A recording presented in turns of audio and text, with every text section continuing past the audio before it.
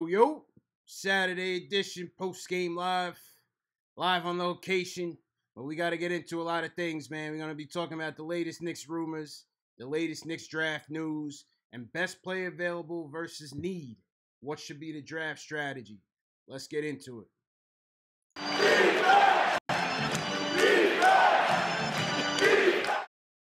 Knicks Nation, happy Saturday. It's your boy CP the NY Fanatic. I'm actually live on location on the West Coast. So as you see in the background, I'm in my hotel room. No studio, no microphone equipment. So just got to bear with the audio. Salute to everybody in the YouTube chat. Salute to everybody watching on Facebook, Instagram, Twitter. My man Jay Ellis from the Nick of Time shows in the building. Live in New York, live in Brooklyn. You know what I'm saying? What's good, bro? I'm good, man. I'm chilling in this heat right now. Yeah, got my window open, my fan blowing. Yo, got the tank on. How's the weather? How's the weather back home, man? It's hot, bro. I'm on the fourth floor. All the heat is rising up here. I'm maintaining. Got my AC in the other room. I'm sweating in here talking Knicks with you because I love the Knicks that much, man. Yo, man. I'm on vacation talking Knicks, bro. I'm supposed to be. I got my jet ski appointment coming up. You know what I mean? I'm about to get. I got a jetpack and everything, man. It's crazy, man. So, all right, let's get into the news, man. Finals are finally over. We're out of our misery. You know, the king has been dethroned once again. You know? Yeah, man. And thank God the witch is dead. Thank God the witch is dead. You know, the Golden State Hampton Five got their chip. Who cares? And you know, needless to say, but you know, the rumors again are abound with this whole LeBron situation. Where is he gonna go? You know what's so funny is that as much as the Warriors should be celebrated, you know, for winning their rings, I guess people kind of water it down because KD, you know, jumped ship and kind of carried them to that team. Absolutely. The news is once again, where is LeBron gonna go? And then, you know, Kmart jumps on with I believe it was one of those FS1 morning shows, and he's like, well, LeBron and PG are gonna go to the Knicks. I guess he doesn't know that we don't have salary cap. But you know, the rumor mill starts swirling, man. So I mean, let's tackle this thing with LeBron, man. What do you think about these LeBron rumors and ultimately where he's gonna end up? First of all, I'm gonna just say shout out to my guy holding down my chat, Shikamaru, Naruto fan. Obviously, was good. Yo, Shikamaru was in the chat early. He was the first one waiting on us, man. So shout out to Shikamaru, bro. Yeah. Thanks for rocking with us. Now on this LeBron thing, I understand. I don't have the best reputation of being like a LeBron sympathizer. So everything I say, all you LeBron fans, take out there with a grain of salt. Right. But I'll start with that disclaimer. But listen, man, LeBron's leaving. In my opinion, he's out of here. I didn't see when the Cleveland Cavaliers signed Derrick Rose last season. I was like, oh, he's out. Yeah, I mean, they were grasping for straws, man, and trying to put a team around them, you know. Especially, and let's not forget them trading Kyrie Irving. True. And he's not going to have any help. I was like, oh, he's out of there. First of all, where he's going, I don't know. I feel like it's going to be Houston to me. Yeah. I mean, to me, that's the best fit. They're the ones who gave Golden State. They won for their money. They were up 3-2. If it wasn't for Chris Paul being injured early in the year, I mean, during the playoffs, they might have pulled it off. But we all know Chris Paul, he doesn't stay injured. He doesn't stay healthy throughout the playoffs. He hasn't for years. So adding James to that situation might change things for Houston. So I feel like the best case scenario for him is to go to Houston, really. The only thing is, it's the West. Facts.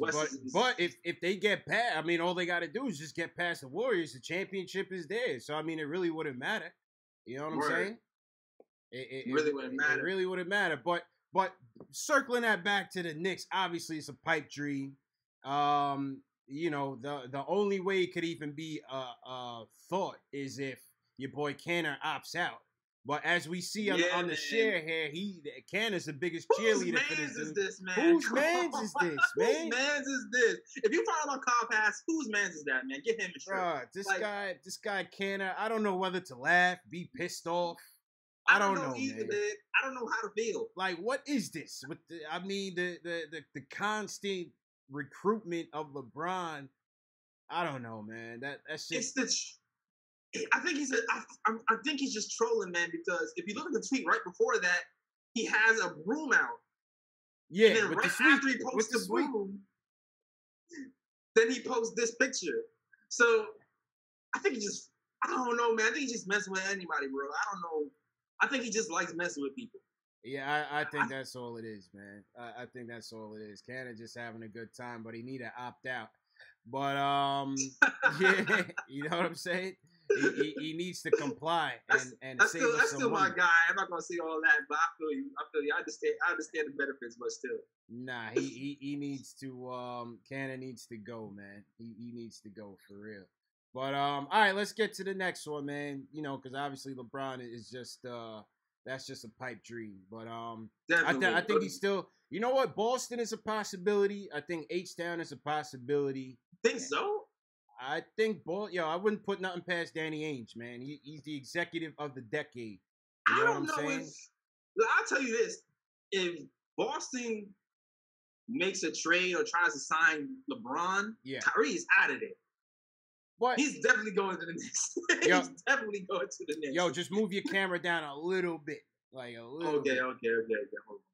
All right, cool, perfect. Yeah, you know what? I was hearing that on another channel. Like, oh, if LeBron goes to Boston, Kyrie would leave. I wouldn't be so sure of that though. Why y'all so sure of that though? He left for LeBron the first time. Why would he leave the second time? Man, I don't know. Yo, I really think the primary reason he left was because he knew the future in Cleveland was uncertain. I don't think it's that he wanted to just run from LeBron James. They won a championship together.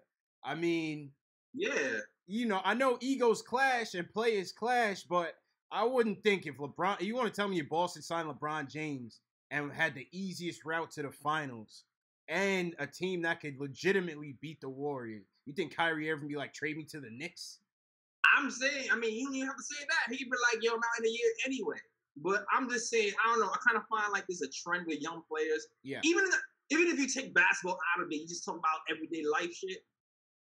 Sometimes you just want to prove yourself. And when a guy like Kyrie is on the Cavs and people making jokes about LeBron being like his dad almost and it's LeBron's team, even though Kyrie's making a lot of these big moments, it seems like he doesn't get a lot of the credit. It seems like he's not going to be able to be the pure point guard he wants to be. Yeah, with LeBron there, because LeBron is going to dominate the ball and he's going to take most of the credit when it comes to winning championships. So for LeBron to then come to the Celtics and then do that whole thing over again, I just don't see it happening. You think he would jump ship quickly? Oh, definitely. I think he'd be out of there. Yeah, most definitely. It's interesting, man. It really is interesting. Even though we have no shot at him, it's very interesting. It really is, man. But before we get into the Kyrie part of it, shout out to everybody in the YouTube chat. My man Kody Emmanuel, what's good? My man Cody's he's a loyal post-game live follower and caller. That's my guy. What up, Kody? Jessel Cash, Famous, that boy's hilarious. Famous is hilarious. Jamila Peters, what's good? Justino's always in here. What up, Justino? T. Williams, feel like you a first timer. Welcome. Tax Stone, what's good, Tax Stone? Free Tax Stone. I don't know what happened to him, but I don't know if he's gonna get out. But my man Tax Stone. I don't know. I don't know about that. Yeah, Tax Stone. he was a good podcaster, man, until he fell on bad times. But yeah, shout out to everybody in here. Obviously, you know, we live on location. My man Jay Ellis in Brooklyn. I'm over here in San Diego. Yeah. Just to answer your question, Chikamaru, Kyrie's making $21 million. Yeah, he's making 21 mil, man. And once again, if y'all haven't subscribed already to both our channels, make sure y'all hit that subscribe button below and the notification bell so that you keep up with all the live streams, all the podcasts, all the videos and everything that we do, man. So once again, appreciate the support. All right, Jay. Go ahead, bro. I'm sorry I'm messing up the combo flow. No, did you hear about LeBron James punching his hand and messing it up? LeBron went full blown Amari. That's exactly full blown Amari. Like when you didn't think shit could get any dumber. Like I thought Amari was in a class of his own with punching the fire extinguisher. Nope. But on the flip side, man, I feel it because I was tight. I was tight, man. I was tight because that was the game for people that just wanted to see a close series. Yeah. That was the game that they needed to steal was game 1, man. My man put on, if they won that game, we would have been talking about that game as one of the greatest performances in NBA Finals history. You know what I'm saying? Mentally that play took him out of it. You're done. You're done. Mentally took him out of it from LeBron's reaction after that happened to how they played in that overtime. They were mentally done. You finished. Once it went to overtime, I'm like, man, I'm about to turn this off. Word, it was a massacre. You know what I'm saying? It was just it was just crazy, man. It was just crazy. But supposedly he punched the whiteboard, broke his hand or had a contusion, big time contusion. Oh man. And you could see it. I mean, he wasn't shooting threes after that, and he was missing layups. You know. Hey man. Oh man. Yeah, it's tough. It's tough. You know what I'm saying? J.R. Smith will do it to you, man. J.R. Smith will stress your ass out. J.R. Smith will do it to you, man. That's how we got rid of the boy, man. Like, J.R.'s got a Smith, man. J.R. will stress your ass out, man. Quickly, bro. Quickly. But all right. So let's get to this Kyrie rumors now. So, all right, cool. My man Chris Mannix from Sports Illustrated, highly touted writer, very good writer. If y'all haven't checked him out, definitely read some of his stuff on Sports Illustrated. So him and Sham are on a Yahoo NBA podcast, and he was saying that, here it is right here. He's saying there are people in Cleveland that will tell you that the Knicks should be considered a real threat for Kyrie Irving because Kyrie had talked about playing with the Knicks with some players in the Cleveland locker room, from what I was told. So now, again, rumor mills start churning. Kyrie Irving to the Knicks. What do you think about that, Jay? First off, shout out to all my Celtics fans who was getting at me on my Instagram. They was laughing that hard. They was like, yo, whose man is this? Why are you even posting this? I'm like, listen, man, I don't make this up. It's just the news. You be the judge. You be the judge. That's it. It's just you be the judge. That's it, man. Second of all, the people who say this can't not happen, I'm not saying it can't. I'm not saying it's definitely happening. That's not what I'm saying at all. I'm just saying a man who would leave Cleveland for the Knicks at a time when the Knicks had nothing going for them except for KP, there has to be some type of separate motive there just besides just winning a chip. There has to be, to me, like, New York has that cachet where if you win a chip in New York, you're a god, right? Yeah. That's like the cachet. So to me, do you think that Trump's winning in Kyrie's mind though? That's what I'm saying. Trump's win. I mean, it depends on how possible he thinks it is. Like, there's people who study basketball and people who think, you know what, maybe they might be on a rat track. They already have KP. It might be a rebuilding process, but I'm not good. It's a two-part thing, right? Because I felt like he wanted to leave the Cavs because he felt like he was in LeBron's shadow. He wasn't appreciated, and he was in the shadow, and he wanted to get the glory. Okay. And if you want the glory, you bring a chip to NY to the Knicks. That's a fact. But he's closer in Boston. I mean, you can legitimately say that they are next. You know what I mean? Oh, no, most definitely. They're next. With Hayward coming back, Tatum is going to be a superstar. Yo, that team is going to be loaded. And like I told you in the last live stream, I think Jaylen Brown is expendable if they want to package him up and get even better. Shit, they trying to go for Bamba. I'm scared, yo. If they going for Bamba, yo, I'm telling you, Jaylen Brown could prove to be the odd man out with Tatum ascending and Hayward coming back. Jaylen Brown could be a talent that they dangle out there and they get even better with Kyrie at the helm. I 100% agree with you. It's not a secret that the Celtics are way closer and way better than the Knicks right now, and in a way better position. But I'm just saying, I'm not even saying that Kyrie's going to leave. Yeah. That's not what I'm saying at all. I'm just saying that if he is going to leave, it's probably before this reason. It's all speculation at this point.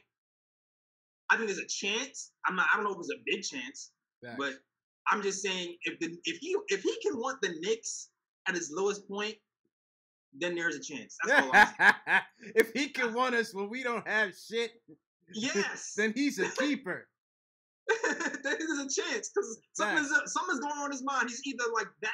He's either that sure in his ability that he feels like, oh, me and KP plus a piece or two, we got this. Yeah.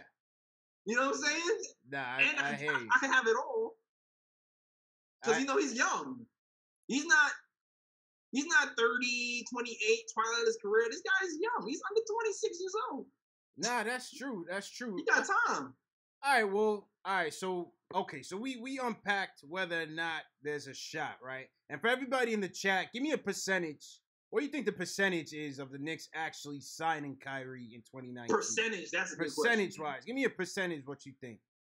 But all right, so we unpacked his motivation, right? Would he want to come, right? Now let's talk about if he did, would he be worth a max salary? Remember, he busted his kneecap already. Already had ACL surgery. Yeah. And had, what is it? He had his knee scoped this year, right?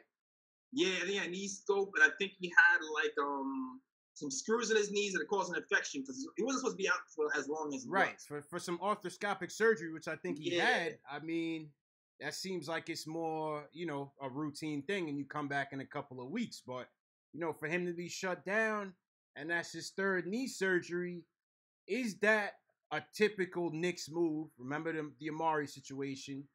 Is that a typical Knicks move to max this guy out for 5 years, and by year 2 you're regretting it because he's not playing?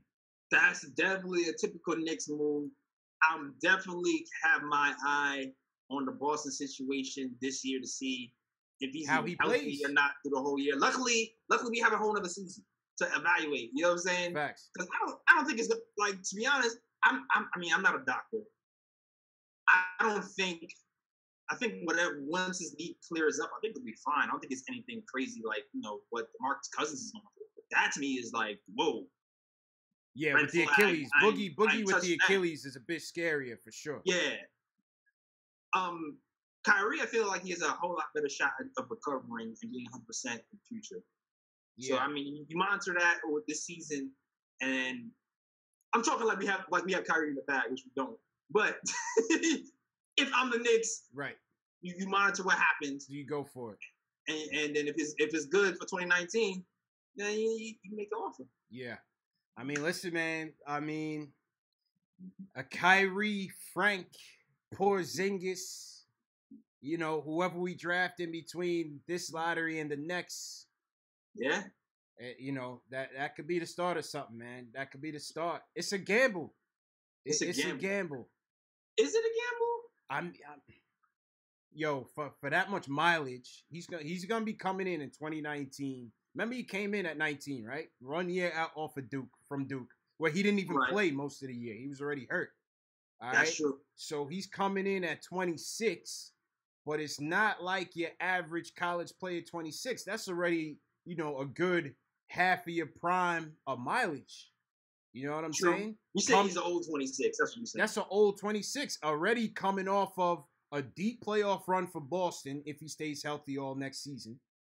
Mm-hmm. You know what I'm saying? So it's a gamble. It's a gamble, but for the Knicks, for the Garden, we like that shit, man. We like to roll the dice. We like to roll the dice on that shit, man. I would have to say this as far as gambles, though. If we're looking at our history of gambles, this might be the lowest gamble.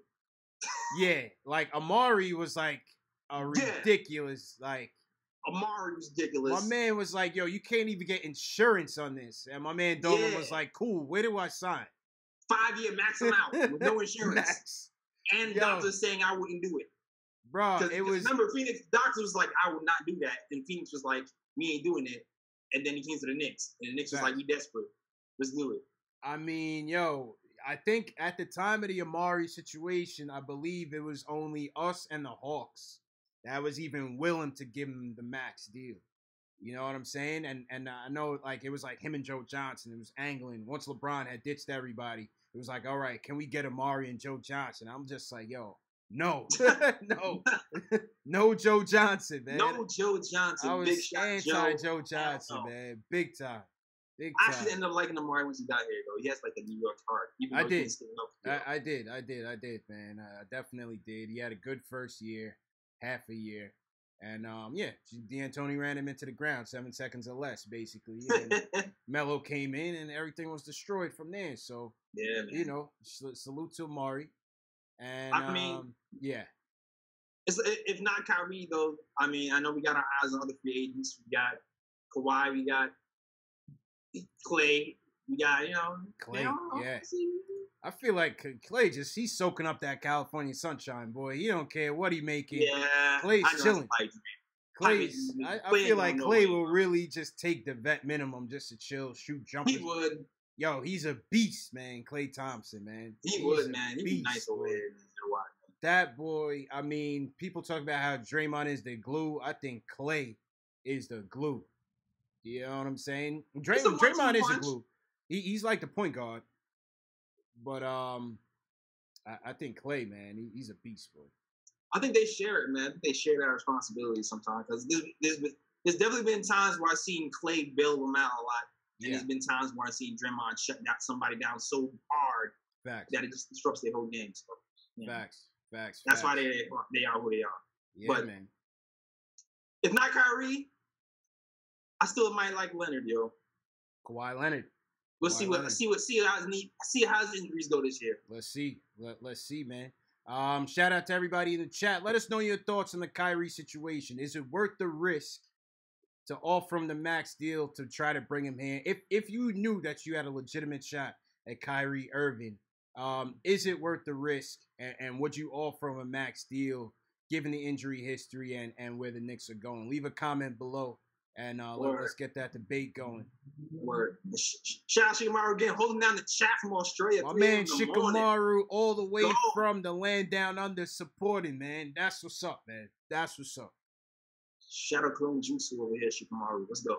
Yo, that's why we do this, man. We got Knicks fans from all around the world tuning into this, man, on YouTube. You know, you got to think people around the world don't have access to a lot of the information, a lot of the content that we have access to. So this is why we do the live streams, to connect with Knicks fans all around the world.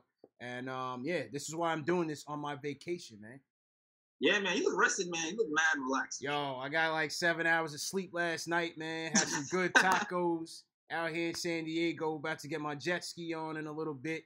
Oh, snap. You know what I'm saying? So, man, it's good to get away for a bit. Let's see who's in here in the chat. Payback Carter. My man Payback Carter's in the building. What's good? Justin Rodriguez, what up? Cody, what's good? Imbert the Great, what's going on? He's usually in here. Drip Bayless, NYK Real Shit. I think he's a new participant. What's good to Drip Bayless? That's a dope name. Come through dripping. Dope Abby too. We got the Bernard King Abby. ATMX Net, my man from the DR checking in. Alpha G, David Jones, what's going on? Richard Rowe back in here. What's good, Richard? Who else back in here who I didn't salute yet? My man Heineken, appreciate it. What's going on? Yeah, man, Justin Alba back in the building. What's good, Justin? Justino Ventura, what's good? Yeah, man, happy Saturday to y'all, wherever y'all are at in the world. Where's everybody from, by the way? Is everybody from New York? State where you from in the comment section below, too, man. Yeah, yo. Shout out to my chat is mad shy. People watching, but they ain't commenting. What's up, man, y'all? we gonna get it up, man. It's all love, man. Facts. It's all love. Justin, appreciate the subscribe. Make sure y'all subscribe to Nick and Time Show. You'll find some really good podcasts over on that side. My side, you'll find the videos as well. And this is our collabo live stream, man. All right, so what do you want to get to next? You want to get to the draft? Yeah, we get to the draft. Let's get to the draft, man. All right, so this week was a big week for workouts. Yeah. We had Trae Young started us off. And it's still interesting because even though, people say he may not have a shot at the Knicks, he still granted the Knicks a workout. It's a weird kind of like I don't know, man. I feel like I'm watching some shit. Like they found him on OK Cupid or something. Like, don't it feel like they flirting? Yo, like they taking each other out to dinner. They giving each other man. compliments and heart emojis and shit. Like, don't it seem like they flirting? Is it just me? I think it's something that you have to consider. Steve Mills came out and made a comment that he would love Trey here. He's the type of player they want, and like I was like, what's happening right now? I don't think they've really openly come out and said that about any other player yet, except for Trey. I mean, listen, I think you have a player that led the league, led the nation in points and assists. You have to take a look at him. You know what I'm saying? Forget the Steph Curry comparisons. You know what I mean? That's only coming from they both light skinned and they both shoot 3-pointers. Other than that, they're not they're not the same. They both just little light skinned dudes that fucking chuck. Don't worry about that. You know what I'm saying? But listen, I think if you look at the mock drafts across different sources, some people think he could drop. You know, some people think it's a legit possibility that he drops. So I think the Knicks should do their homework. That's whew. I mean, everybody. I'm not the biggest Trey fan. If we do end up drafting Trey, I'm a Knicks fan. I'm a root for him like I root for everybody else. But I don't know. It's such a big gamble. It could pay off, right? Because he is a scoring threat. He can't shoot threes from anywhere, and he seems to have the court vision. But man, the athleticism and the height thing, and even the desire, the dog thing. I'm not sure if it's all there all the time. He looks like a competitor to me. He definitely looks like a competitor to me. As far as the size is concerned, does it concern me? I mean, listen, we just watching Steph Curry. Listen, Steph is in a class by himself. He's going to turn out to be a generational talent by his offensive proficiency because he's ridiculously disgusting. But I say that to say from a size standpoint, I mean, you got Steph balling, Kemba's balling. Who give me another small undersized guard out there. Guys are out there doing it. Guys are out there doing it in the league. It's man. like I know what it is. You know what? It could be. Listen, it could be where the programming was at, and we asked him so much that he just said screw defense. Right. Because he didn't even try at that end at all. You know what I'm saying? Yeah.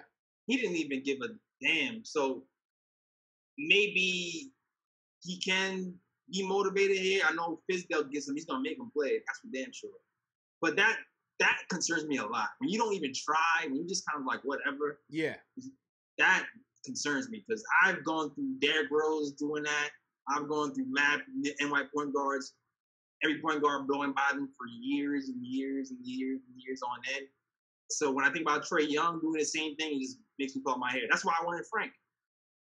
Yeah. No, I hear that. I hear that, man. But listen, like I said, they got to do their homework on it. And you never know. This kid, he could drop. And if he does, I think it's going to bring up a interesting debate, which we'll get into in a minute on best play available versus need. You know what I'm saying? But yeah. Let's get to, before we get to that portion of it, let's get to Mikal next, because the fan favorite Mikal Bridges came in next earlier this week. Mm-hmm. And they like what they saw from him. They like what they saw from young Mikal Bridges. So listen, they asked him, they said, what is one of the attributes that you bring? And he immediately said defense.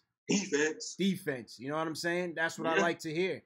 And he brought up the same exact sentiments that a lot of us share, that if you put him, Frank, and KP out there on that line, the athleticism, filling the passing lanes, the versatility, that could be a formidable defensive foundation.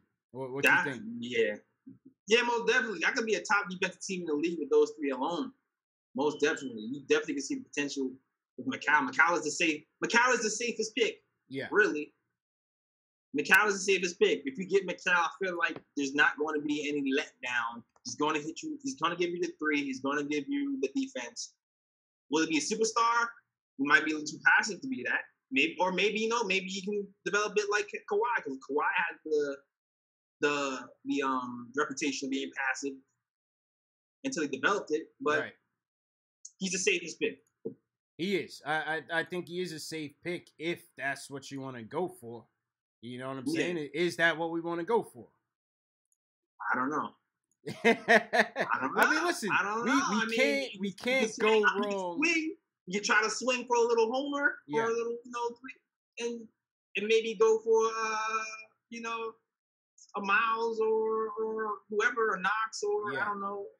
Yeah, there's people out there with a higher ceiling you can swing for. You can't go wrong with defense, man. You can't go wrong with defense. Defense wins championships. We know this, right? If you put this guy out there, let him build up. Yeah, he's a little bit small right now, whatever. Don't worry about that. Let him build up. You pair him up with Frank and Porzingis under Fizdale's tutelage. I like that. It may be a safe choice, but it's a good pick. It's a good pick. It's a good pick. You pick him, I'm not mad. It's a good pick. And I like what he says. He's a pros pro. I said this on Twitter earlier. He's a pros pro. The kid, he's going to come in. He's going to compete. He's going to play hard. He's going to be coachable, which is what you want. You don't want no egos or nothing like that. Yeah. And I think Fizdale is the guy that's going to maximize his talents. You know? Man. He's come from that program, that Villanova program, where they teach you how to play within a team, and they teach you team program. Great program. Yep. Grown every year. He's grown every year there. Yep. 17 points a game, 5 rebounds, 1 block, 53% field goal shooting, 43% from 3. I mean, that's as efficient as you can get. Yeah. You know, and banging on you when he wants to. And he'll bang on you when he wants to. When he wants to, he got to be motivated, but he can bang on you. Facts. And like you say, he comes from a good program. I love Jay Wright. He's a local guy. Always have respect for Jay Wright. Championship pedigree. The kid. This kid checks all the boxes. He's a high character kid. He checks all the boxes. He definitely checks all the boxes. So definitely a safe pick. I feel like another safe pick would be Wendell Carter also if that happens. Well, that's where I want to get to next. I don't think he's gonna drop twice, but I feel like it's another really safe pick too. That's where I want to get to next, because he's intriguing as well. You know what I'm saying? Because here you have a guy. They compare him to Al Horford. You know what I'm saying? As you alluded to in earlier videos, he played well once Bagley went out. Averaged 13 points a game, 9 rebounds. Good shot block, as they say. Decent 3-point shooter.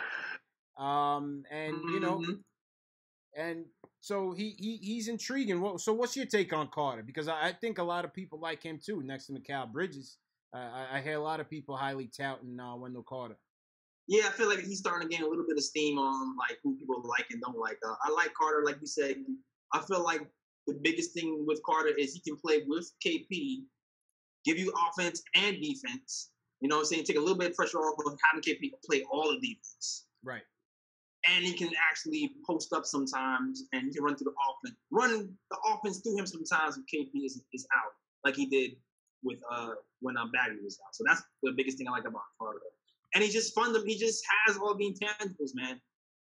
He has all the intangibles. He's beginning to be like a modern big. He shoots the three, even though he doesn't shoot a lot of it. But he's capable. And he doesn't, I don't know if he has really that many holes in his game, but he's just solid all around. Well, one of the things that I think that was a concern was can he stick on the perimeter with more speedier, smaller power forwards? You know what I'm saying? Mm-hmm. One of the things that and I'm gonna get to it right here. Give me 1 second. Mike Vorkunov from The Athletic. The Athletic is really stepping up. It's a very good publication, and let's get to it. All right, so one of the things he said was this on the evaluation. It says, from the rim, would only dilute his value. They were basically comparing him and Porzingis and how the two of them could be paired on the perimeter, right? And they were saying from a Porzingis standpoint, he allowed the fourth lowest defensive field goal percentage of all players who defended at least 100 shots within 6 feet of the rim, right? And now he said with Carter, they could possibly add another elite shot blocker to the lineup, making Porzingis' positional preference less of an issue. No need to keep Porzingis close to the rim because Carter is still there to protect and vice versa. So rim protection, protection is good. Now, what they say is the big question becomes what happens when Porzingis or Carter is left on the perimeter. Right. Maybe that's why, because as we heard in his workout, they had him spending a lot of time on help side defense, working on his help side defense. So what they said was even elite defensive bigs can struggle guarding out there. Look at the troubles Joel Embiid had against Horford in the playoffs. Carter has received comparisons to Horford. So maybe in time he'll be able to acquit himself well out there. But which is why Mamba is such a beast. Right. But anyway, that's another story. They said Porzingis struggled on the perimeter this past season. He allowed 1.12 points per possessions when he had to guard or chase spot-up shooters on defense. And that might be an improvement from last season because last season I think it might have been worse. I don't know. The numbers just the eye test. Right. So that's what they're saying in terms of this kid, Wendell Carter, is he a guy that you could keep out there in the clutch with KP when you might have to guard stretch 4s and 5s? You know, or would we get exposed in that light? Right. You know what I'm saying? That is a good point. But like you said, most bigs kind of struggle with that. It's weird. Right. And his athleticism is okay. Yeah. It's okay. It's not elite. It's not like bad. It's okay. Right. He's not a plotting center. I mean, he looks like he can keep up out there. You know what I'm saying? Yeah, exactly. So, I mean, I think he has a shot. Right. He has a shot. I think I'd be leery to, just draft a guy because he can fit what is a current trend. You know what I'm saying? I wouldn't shy away from drafting a big man just because you have these, stretch 4s and 5s that, can kind of stretch the floor and you might get exposed on defense. But here's another reason to draft him, really. If you're thinking about Wendell Carter Jr., how he fits with the Knicks long term, right? You have Enes Kanter, who has $21 million. He's coming off the books. Yeah. Next season, you start to think, what is he going to want? I mean, $18 million. You start to think, what is he going to want long term? Right. If you're unable to sign Kanter long term after this season, you have Wendell Carter Jr. who come in and fill that role and not have to shell out another $18, $20 million for somebody who can give you give you some good production. So that's also something you might have to consider. Yeah, I mean he's intriguing. He's definitely intriguing. Hold on, let me kick one of these people out the chat. Somebody in here talking nonsense. I be your thing, officer. Yeah. let me moderate the chat real quick. We got some interruptions going on in here. All right, cool. So that's the skinny on Wendell Carter. You know what I mean? Ace Bezel was good. Ace Bezel showing my man Jay Ellis some love in his chat. Yeah, man. What's good, Ace Bezel? You know what I'm saying? So people in the chat, what do y'all think about Wendell Carter? Do you think adding another big man with KP in this lineup, do you think defensively that hurts us? Or are you willing to accept that for what he can bring to the table in terms of his versatility at the 4 and the 5, his rim protection? We can have kind of a twin tower sort of thing going on with Carter and KP. What do y'all think about Wendell Carter, man? Leave a comment below, and let's get that debate going. Word. That's like that 4 or 5 position and trying to guard the 3-point shooters in the NBA is weird because I'm not even off the top of my mind who can really guard those shooting big men like that. There's not a lot of those guys. It's like Draymond. Mirotic might have a shot. That's why I was even looking at him. Yeah. Like usually the guys too who can step out, the big men who step out and guard those guys aren't usually really good shot blockers, but they have quick feet. Right. Right. I mean, my thing is, listen, man, if this kid come in, bang in the post, get them rebounds on both ends, and be an elite shot blocker, I'm putting him in the game. And I'm letting these smaller lineups adjust to what we do. We don't always have to adjust to what, the cute, trendy thing is in the NBA right now. You know what I mean? I felt like that's what hurt Golden State at some point. I believe it was between Game 5 and Game 6 of the Western Conference Finals when Capella really asserted himself. And, even Game 1 and 2 of the finals when Tristan Thompson was banging them around and they had to go to JaVale McGee. Yeah. You know what I'm saying? They had to switch that Hampton 5 bullshit and they had to go they had to go back big, put in JaVale McGee and add some rim protection and some rebounding in there. So the big man is not going to get eliminated from the game.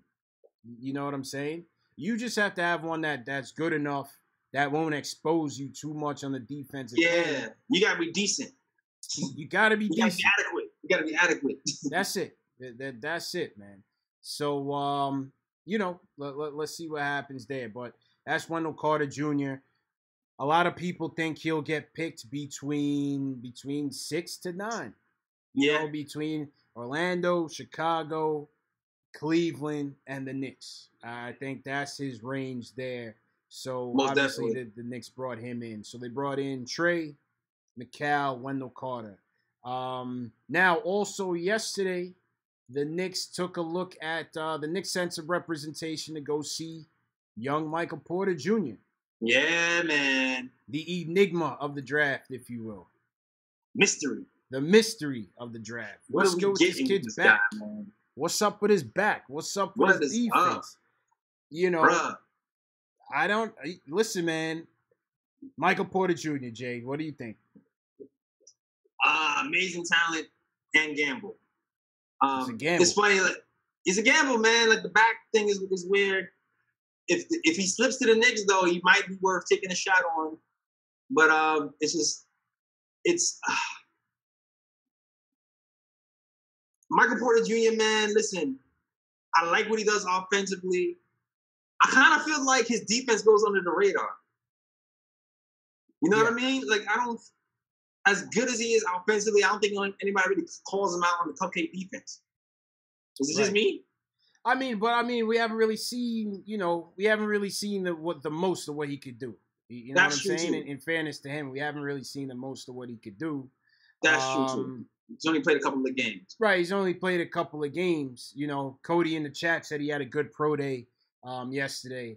It seems like to me he's angling for the Bulls.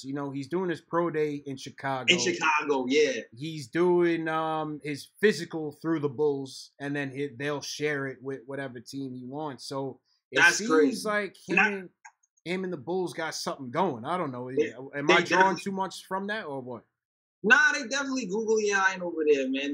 Everybody's been claiming he's going to go to the Bulls from the jump. There was already, before he even had the pro day in Chicago, and he was talking about how he just showed up in Chicago one day. Right. To talk to the Bulls. So he wants to go to the Bulls, and he wants to prove that he still has it. And I read something that also said that he had a really good pro day, and that the Mavs were actually like, yo, this guy's the top 3 pick, for real. Yo, listen, man. And the little bit he's showing us there is showing me that he's a top 3 pick. So, listen, man. It'll be interesting to see what happens. Mark Cuban is a gambler. That boy's on Shark Tank. If you don't watch the Shark Tank, that boy, he will take risk. That's who I think Porter's going to. I think Mavs are 1. I think Chicago is 2. And I think Cleveland is 3.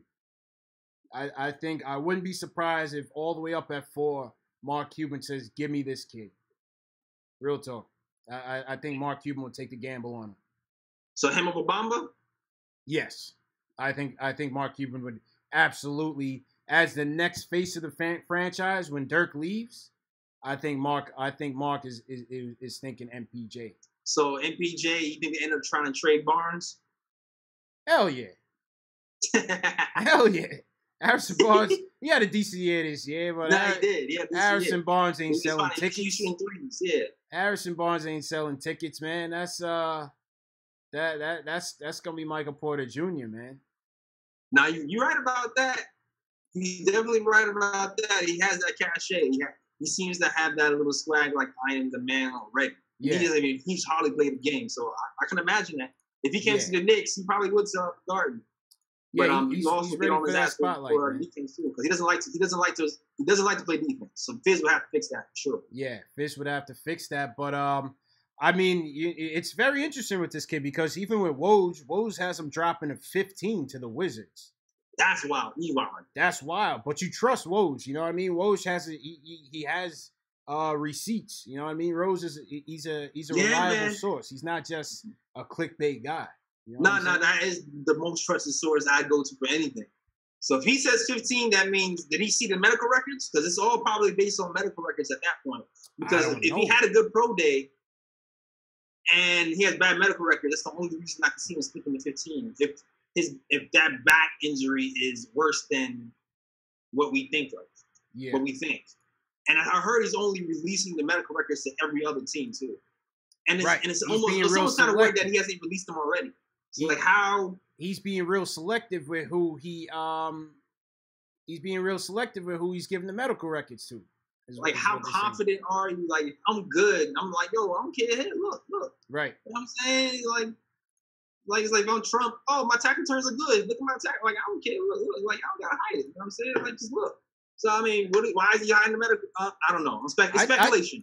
I think he's hiding the records because he don't want to go to certain teams.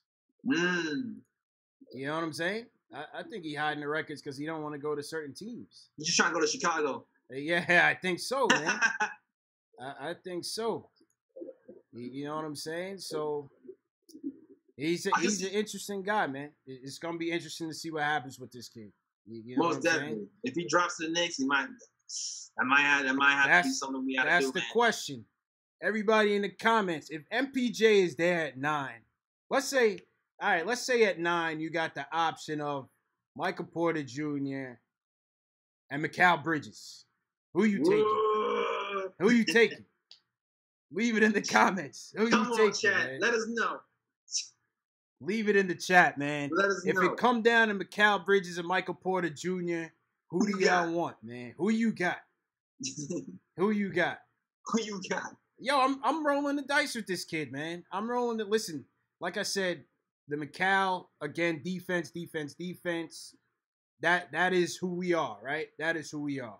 And Mikal would certainly come in and help us solidify that. Defense wins games. Defense wins championships. But Ace Bezel asked would I take Harrison Barnes. I actually like Barnes, but I think he cost a lot of money. Not on that contract, man. He already got that bag. Is too much. Yeah, you can't touch him. I would have to wait for him to be a free agent. You can't touch him. Sincere, the genius, says Mikal because he's proven. Ace Bezel says MPJ. I mean, yo, this kid, why not roll the dice, man? We're at a position at number 9, right, where the likely the safe pick is going to help us, right? Our team is so devoid of talent. The safe pick is going to help us. Mikal is going to help us, but why not roll the dice and see if we can get a star at number 9? Yeah. You know what I'm saying, Jay? Why not see if we can get a star? That was my whole argument for Miles. Why not? My whole argument for Miles was I see more of that Dawg. Yeah. I see that more of that Dawg than the Mikal because I was like, so I felt like, there's a chance it could be something more. It could be like a little sleeper. Right. And and then we did talk about Miles too. And Miles is actually working out today. Yeah. Miles is working out today. Richard Rose says, why not? Because we suck. So I guess Richard wants Mikal. He wants to go to safe pick. Drip Bayless says, we rolled the dice on Frank. I don't know. I don't think we really rolled it. I think Phil said, this is the kid I like for the triangle. This is the kid I'm going to pick. You know what I'm saying? Yeah. I think that's what Phil did. I feel you. I mean, I can see it and not see it because he translating people's games from Europe is a little weird, especially not going against NBA talent. But his situation was a little weird. I can see why he would say that. Bucky Scott Sense says that's how you stay average. Sincere the Genius says only get MPJ if we can get another first round pick. Well, I don't see that another happening. One. So, how are we gonna get another one? Yeah, I don't see that happening. What do we have? They wouldn't take. We were trying to trade Courtney Lee last season, and they were trying to give us 2nd-round picks for Courtney Lee. And he had a career year, so we don't have nothing. We don't have nothing, man. Elo Mafi, thanks for the subscribe. Welcome to the squad. Yo, listen, I'm rolling the dice on this kid. What do you think, Jay? What are you gonna do if McCall or MPJ's there? Make a decision if you Steve Mills, man. I might roll the dice on him too, man. I hate his defense too, but from what I heard, but I'm rolling the dice and hoping Fizz can crack the whip on him. Yeah. Let's see. It's intriguing, man. It's intriguing. You know, do you want to go safe, or you want to put it all on the table, man? Put the chips on the table and see if we can get a star. Because look, next year we in the lottery again, right? Might be a top 5, knowing how bad this team could be. We won 29 games last year. So, it all depends, man. It all depends on who gets better this season. Is Tim Hardaway Jr. working his ass off so much that he takes the next step? Is Frank working his ass off? He takes the next step. Yeah. Does he get Moutier right, kid? Does he get? Can he stop Moutier from falling down all the goddamn time? That's the question. Tony Crow in the building. What's good, Tony? Tony says he's at work when we rock it, man. We good, man. You could catch the replay. Shout out to everybody in the YouTube chat supporting. If you haven't already subscribed, make sure you subscribe to both channels. Hit the subscribe and the notification bell. Thanks for Ace Bezel and Shikamaru for holding on my chat. Facts. I see a couple more people watching. Don't be shy, man. Join the conversation. Facts, Tell us what you think, man. Tell us what you think. Yeah, man. We all Knicks fans in here. Who else? Kody was good. Jose Casanova was good. Robert Paris, what's going on? He's also been here a couple times. He says Porter will be releasing his medical to the top 10 draft team. So I guess we will get to see that. I think he's meeting with the Knicks, I believe next week they said, and we had some representation at the pre-draft workout. So yeah, we had some representation at the pro day in Chicago on was it Thursday, Friday? Yes, that was yesterday. Yesterday was Friday. Yeah. Alpha G in the building. Jose Casanova, quiet on set. Was good. Buckets got sense. What up? Famous T. Williams, Kaz Mooney. Yeah, man. Happy Saturday, man. Happy Saturday. Shikamaru asked about Colin Sexton. Oh, Colin Sexton. Well, I think he works out. Does he work with us today? He was this week. He was yesterday. Colin Sexton was also yesterday. Was yesterday. He was yesterday. Yeah, I posted. I forgot. Sexton was yesterday. And, this brings me to the next point that I wanted to make, which was best player available versus need, right? And when you think about Sexton and Trae Young, and you think about what Steve Mills and Perry have been saying on their media circuits about the draft and saying, we're in a talent acquisition mode. We want the best player available. Steve Mills says the wing is the priority. I guess the question is, yes, we know the wing is a priority, right? Right. But my question is, if they see that either a Trae Young or a Sexton is on their draft board. Oh, listen, we got a call coming in. Okay. Hold on. Let me see. Is it yo? Hold on a second, Jay. How y'all doing? Y'all can hear me? Yeah, hold on 1 second, bro.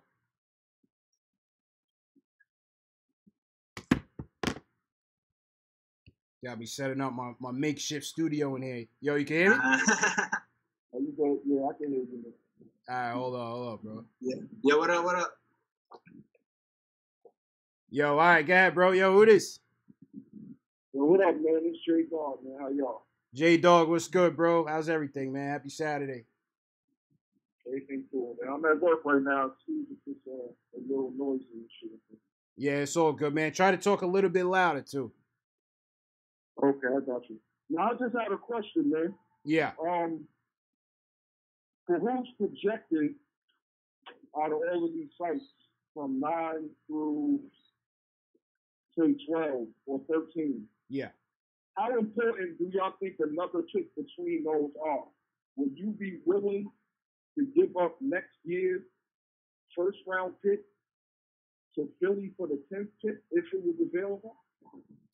I wouldn't do it. You heard him, J. Ellis? You said, will you give up next year's first Would round? Would you give up next year's first round for Philly at 10? Round pick, for Philly's 10th pick? Oh, hell no. That 10 for next year's first was off. Nah. No, hell no. Nah, I wouldn't do it, Jay, only because a couple things, right?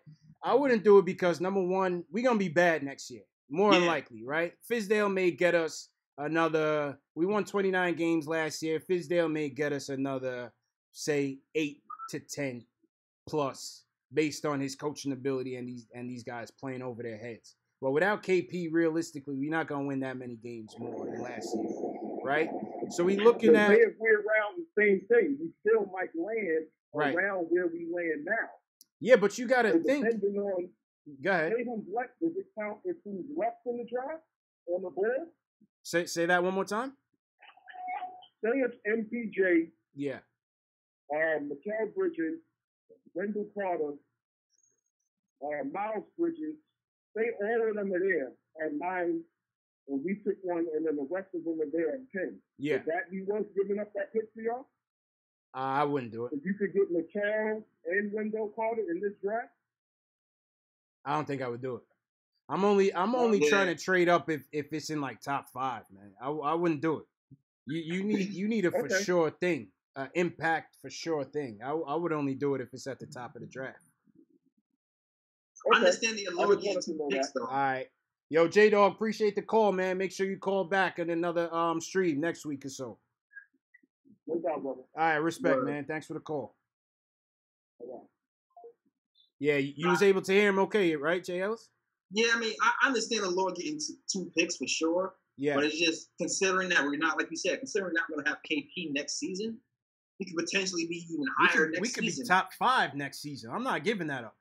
Yeah, I'm not giving that up. I'm not giving that up, man. But you was able to hear him okay? Yeah, a little bit. It was like a little muffly, but I heard. All right. I was hearing every other word. So, peep the studio right now, though. You know what I'm saying? I got my Bluetooth buddy, my cell phone. I'm on the road, live on location, baby. This is what we do, man. We gotta stay flexible, man. We staying flexible here. Man, yoga style, man. You know, we gotta stay flexible. But so back to what I was saying with best player available versus need, right? Let's say Sexton and Trey is still there at 9, and the management on their war room, on their draft board, view those 2 as quote unquote best player available over Mikal Bridges. Mm-hmm. Would you be upset if they went the point guard route? If they viewed them as the best player available over the Mikal Bridges, or would you be tight about that? What do you think about it? I mean, damn, yo. Because a lot of people say, oh, we already have so many guards. Why would they draft another guard? It depends. Like, all right, you know what it is? It's like this. I'm really iffy on Trey, so that's why it's like a weird thing for me to say Trey. But okay, let's just say that happens. Yeah. If they do that, to me, it's not even having And in that scenario, we gotta move Moutier and a piece and something else. We gotta free up some space for a small forward somewhere, I would think. Right. If that's the play, you think a package is coming to move one of these guards. And if they're just that much better, then yes. I wouldn't. If they're just that much better, I wouldn't be upset. To me, is Trey that much better? That's what I'm saying. I mean, my thing is like, and I'm like I said, I'm leaning more towards a small forward than one of these guards. But who's to say, right? If they were to select Trae Young, if they feel like Trae Young is better, first of all, if they feel like he's the best player at that slot, and if they feel like he's better than what we have right now, and they feel like Frank is more slotted at the 2, then why not take him? Nah, I mean, I've been saying this the whole season too. So ever since this whole draft thing was talking, it's like if we do draft point guard, we can always package. We can always trade. Right? Guys can get moved. Guys don't have to play. I don't care if we got 100 guards. If none of them is any good, according to this management, and they pick a kid who they view as better than what we have, why not?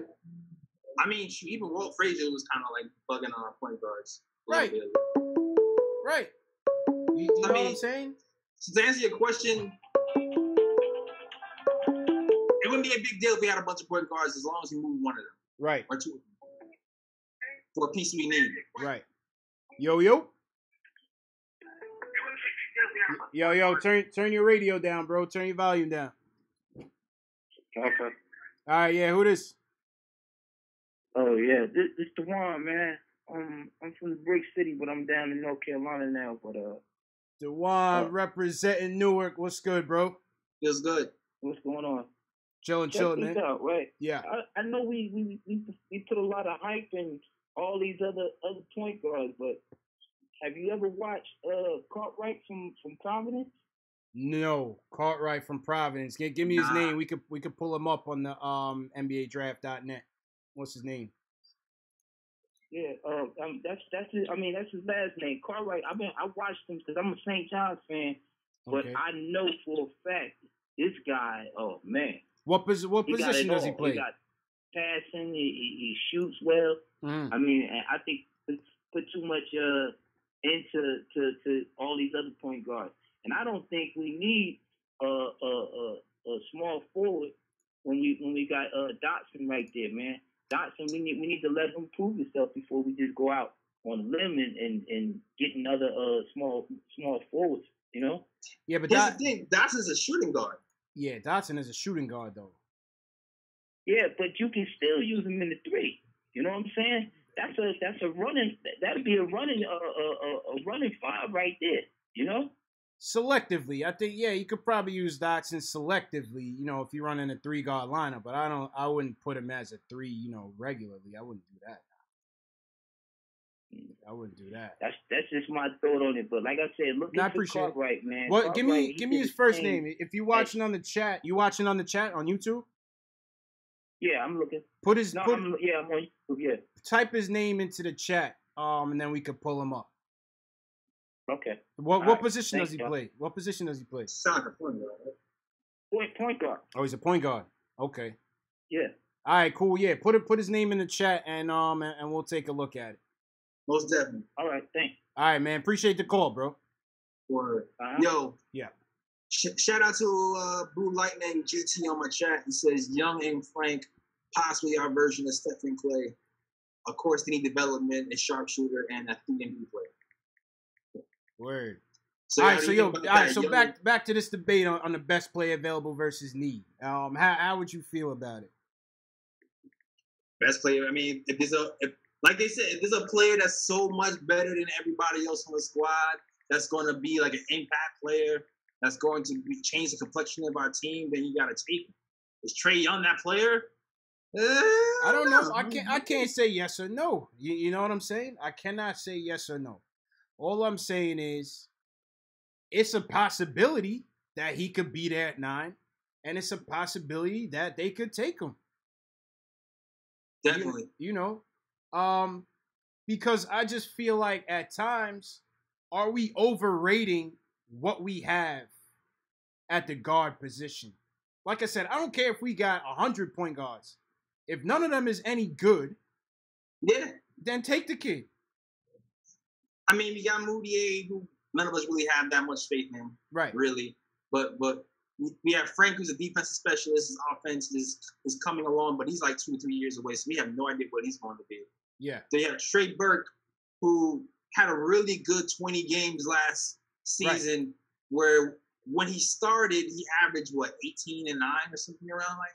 Yeah, when he started, he did well. When he started, he did well. So that's like a question mark there. But the biggest knock on Trey is also the defense. His defensive efficiency was really low. So it's like our best point guard right now today is Trey Burke.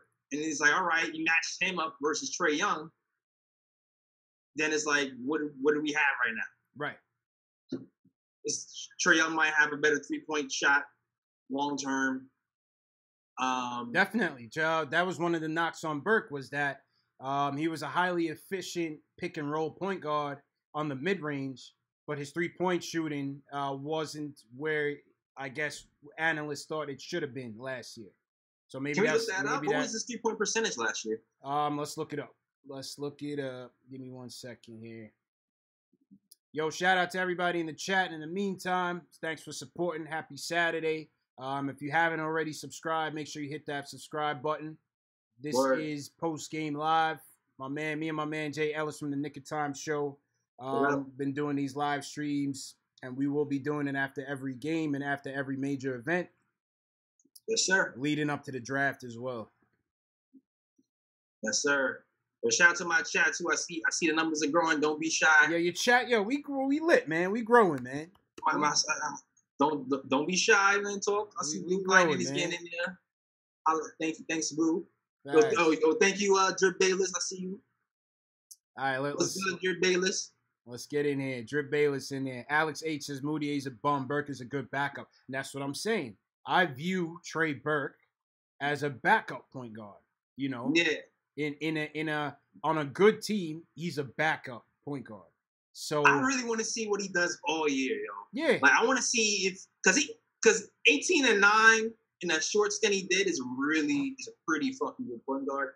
Yes, I would not discredit that, but it's the same way when we kind of fell in love with Billy Hernan-Gomez 2 years ago. Yeah. Right?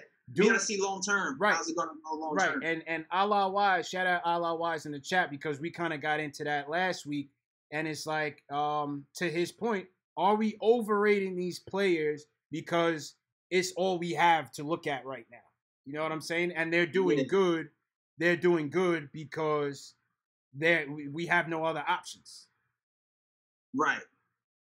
To be fair, and that's even a weird question because to be fair, everybody is either young or developing or just getting their shot. So and don't get me wrong. It's all over the place. Right. So we don't really know what we have at the point guard position really for real yet. Right. Which makes it a little harder to evaluate if we're even overvaluing anybody. Right. We don't know at this point. Right. And Famo said we so quick to judge. And listen, don't get me wrong. I'm all for seeing what these guys can develop into. Even Moutier. You know what I'm saying? He's very young. He's 21 years old. Maybe Fizdale can get him to stop falling down every time he drives to the paint. You know, maybe. I just want him to work harder, man. Right. That's what I just want to see him work harder. Right. Step one. Quiet on Set says, so you think a rookie point guard is going to come in and be 10 times better than Trey Burke? Maybe. I don't think so. We don't know. Who knew Donovan Mitchell was going to come in and lead his team into the semifinals? Did you know that? Nah. Right? I didn't know that. Who knew Donovan Mitchell was going to come in and damn near be a superstar in the league and lead the Utah Jazz, who was a lottery team, to the semifinals in the West? No less. Anything is possible. That's all I'm saying. Anything is possible. But let's go to the Trey Burke's 3-point percentage. So he shot 36% from three. That's the average. It's pretty good. This season, 36%. I That's mean, for a guy like Trey Burke, though, I would expect that to be a little bit higher. I would expect that to be in the 40s, though. Yeah, I mean, 40s is elite. 39, 40 is elite. 35, 36 is league average. Right. His per 36, he was at 36%. On 5 attempts. 2 out of 5, basically. So it's not broken for him. It's not broken, but I really think it could be better. You know what I'm saying? I definitely think it could be better. But like I said, I'm looking forward to seeing Trey at the helm this year. Let's see what he can do with a full stack, full season on both ends of the floor. Can he run the offense? How Fizdale would like him to be. And let's see.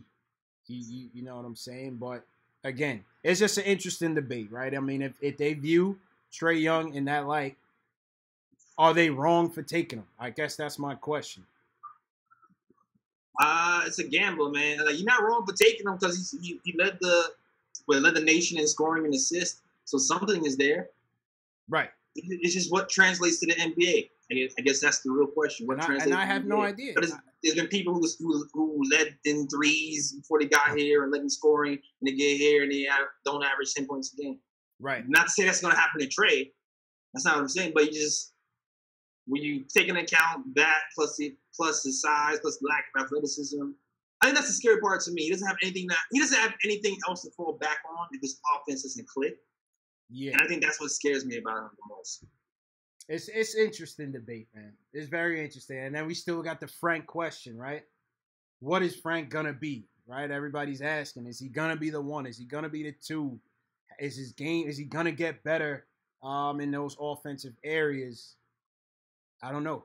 But they say, with the positionless basketball, all you need is two guys to bring the ball up. Maybe even three guys if you have a point forward. So it doesn't matter if Frank is the point or not, as long as he can help facilitate and distribute. For sure. People are saying he might grow to be 6'8" and be a small forward. Right. Right. Is Frank the three that we really looking for? Is Frank the passing small forward? I mean, he can already run pick and roll and play defense. Right. Maybe he can be the passing small forward.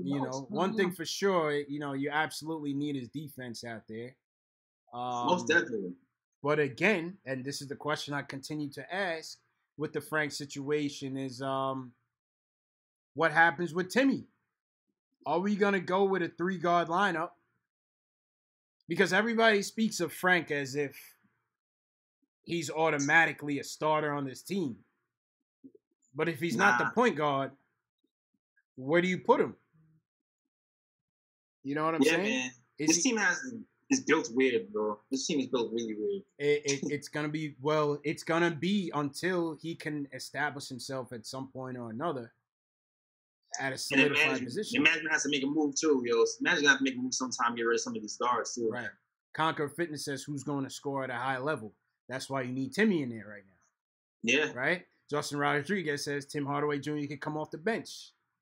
I'm with that. So that's the thing. It's like, okay, you could bring Timmy off the bench, but who the hell is scoring now? If you start Trey, you can have Timmy off the bench. But then now it's Trey Burke. Now you're gonna be a primary option at the point at the scoring with KP out, especially. Are you saying that Trey Burke is now gonna be the focal point if you put Timmy on the bench and Frank at the 2? That's a scary deficient offense, man. I don't know. I mean, if you're looking at our best offensive weapons on this team, it's Burke, Cantor, KP, Timmy. Those are like our 4 people. Like Timmy. Those are 4 people who can create their own offense. And that's why Timmy has to start. And KP is still kind of learning. I don't even know you can really put him in that list for real, really yet. Yeah. That's why Timmy has to start. He has to start. Yeah. Like there's no other option. He has to start. He's making a boatload of money. And, for better or worse, he's our best option, man. And even Burke, he shot 50% damn near last season as a point guard. So he's pretty damn efficient. So I'm not sure he's going to go a whole year. Facts. But, I mean, you can try him out and see what happens next season.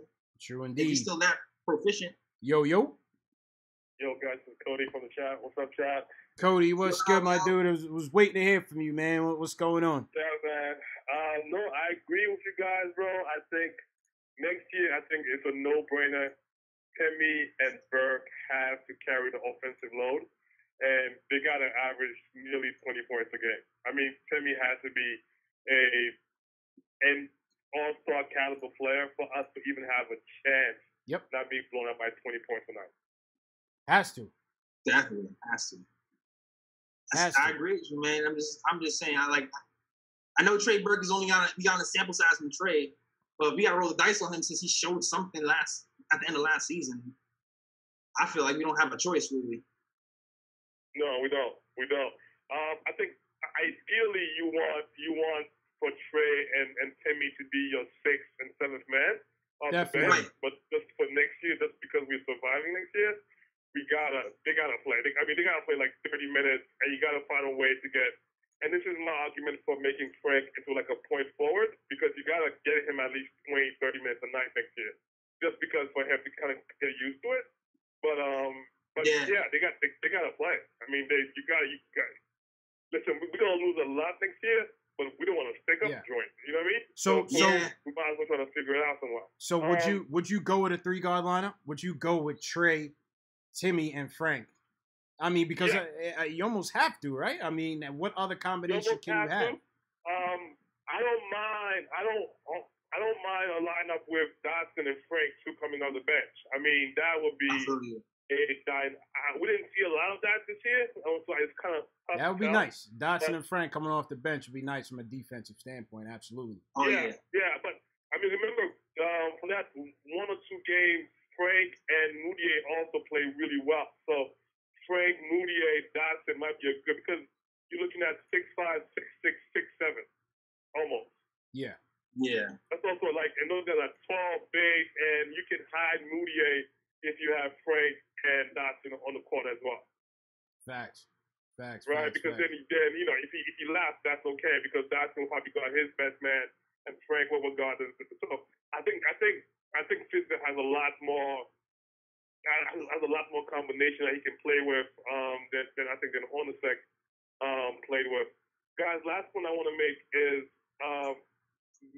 if you guys are back on next weekend before the draft, the second round this year is as good as the first round next year. Yeah, I think like it is.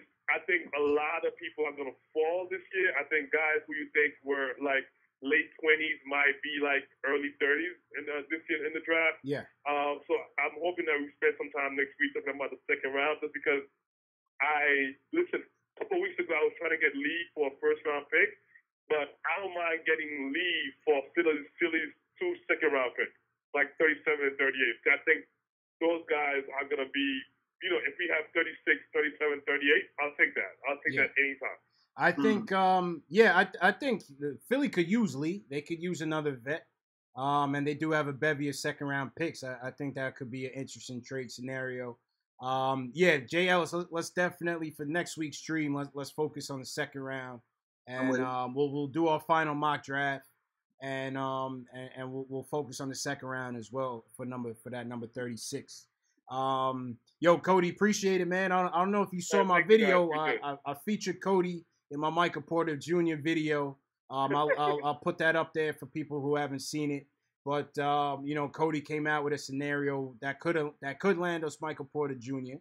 And Cody's been on the beat, man. He's our post game live. Man. Well, it's an end job. I was doing some end job, but I think it's like because of how I think you're right. Mark Cuban is not going to let Michael Porter pass him. I don't see it. I think a couple of weeks ago maybe, but after last night's pro day, like dude really looked good. I mean, there's some video coming out of the pro day on Twitter. He really, really looked good. So I doubt Mark Cuban is gonna let him pass him. I don't see it. He's a gambling man, man. He's a gambling man. He's gonna want Porter to be that Dirk heir apparent. Exactly, the face of the franchise for sure. Mm-hmm. All right, guys. See you next week. Cody, appreciate you, my dude. Later. Yeah, man. Yeah, MPJ, man. Yo, if this kid falls to the Knicks, I'm rolling the dice, man. I don't care. Really, I don't. Let's do it, man. You know what I'm saying? I'm with it. Facts. Couple more tidbits on the draft. Yeah, let's definitely get into that second round next week. Yeah, I started doing research. Yeah. This week, actually. Carolyn Willis says the Knicks could pick up DiVincenzo. Yo, DiVincenzo's stock is rising quickly. And I mean quickly. They got this boy now in the teens, 17 right now. NBADraft.net, pull that up. NBADraft.net has him going to the Milwaukee Bucks at 17, man. This kid would be a fan favorite instantly in the Garden. Instantly. DiVincenzo, man. He's really good. He was the most outstanding player in the tournament. Strengths, they compare him to Delonte West. Hopefully not in mentals, but maybe in game. Delonte was a pretty good player. Send him to the Cavs. Yeah, send him to the Cavs. Facts, man. But yeah, DiVincenzo, he's definitely someone to watch. His stock rose big time in the tournament, and keep an eye out on him. Yeah, definitely. He's gonna definitely do well. Who else? Oh, Zaire Smith is coming in this week today.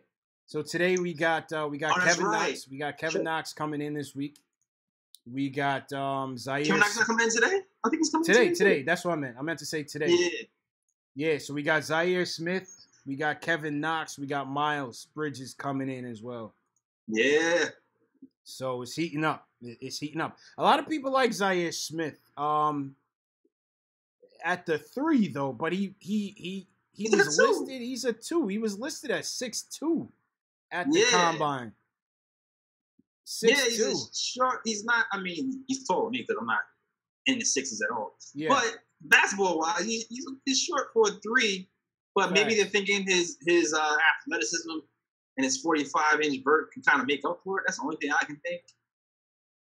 He just has that much defensive IQ that he can make up for it and play the 3. But I feel like we have that in Dotson and Frank and a lot of other people at the same time. You know what I mean? Right. Yeah, I mean, this kid's an athlete, man. This kid is definitely an athlete. He could definitely jump through the gym. You know, defensively, he could definitely get after it. They said his shooting was a weakness, but they said in his workouts, his shooting was pretty decent. Zaire Smith. Now, I heard he was a really good shooter. He just doesn't shoot. Yeah, right. You know what I'm saying? Yeah. It's like having a loaded gun and not firing. He doesn't shoot. But he shoots a high percentage. Yeah. Well, he'll be good for some team. I don't see us taking him, though. Obviously, we got to, with Timmy there and Dotson there, man. I don't really see it for this kid. But he definitely looks intriguing, though, especially defensively. But defensively, he looks like a beast. Yeah.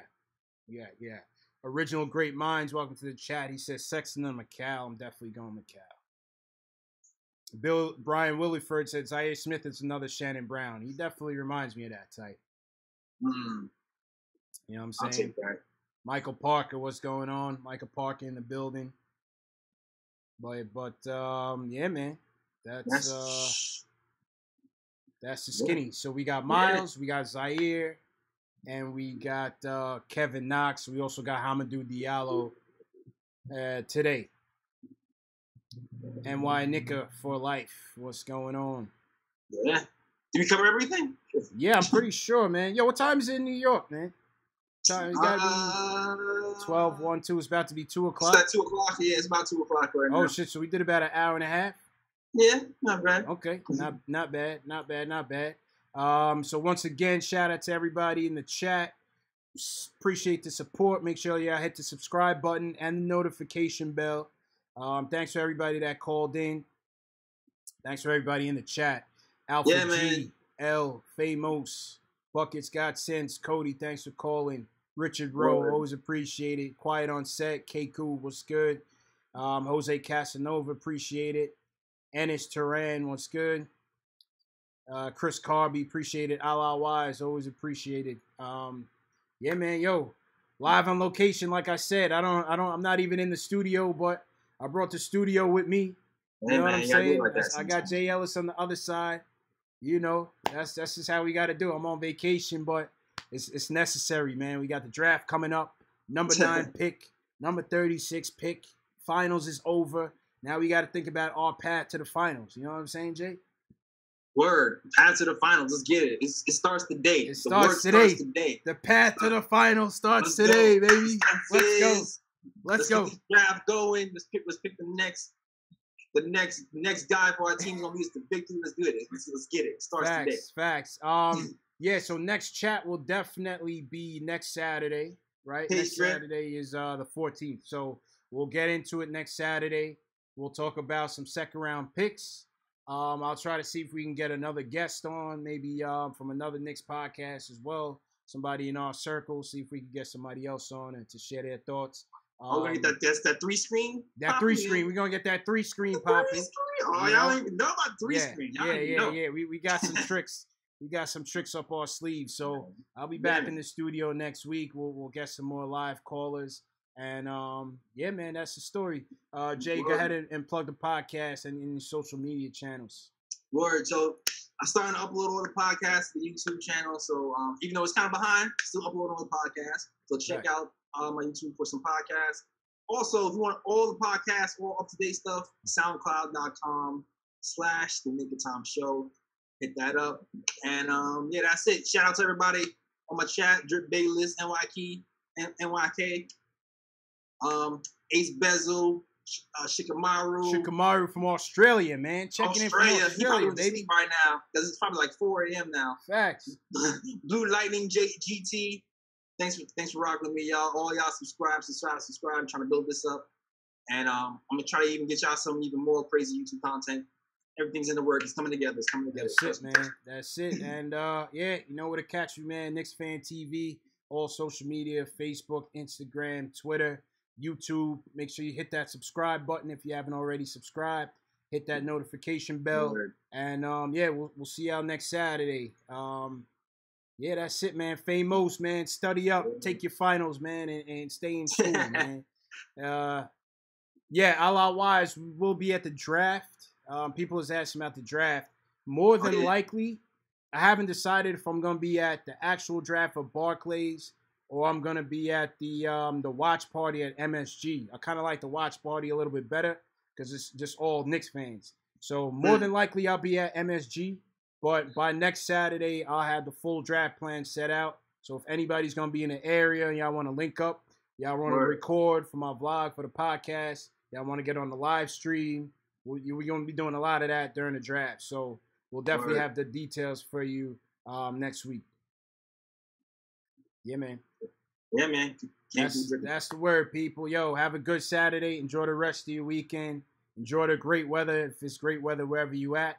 And we'll get you those details next week. But yeah, we'll see you next Saturday, 12:30 Eastern time, same place, YouTube, Twitter, Facebook, wherever you're watching.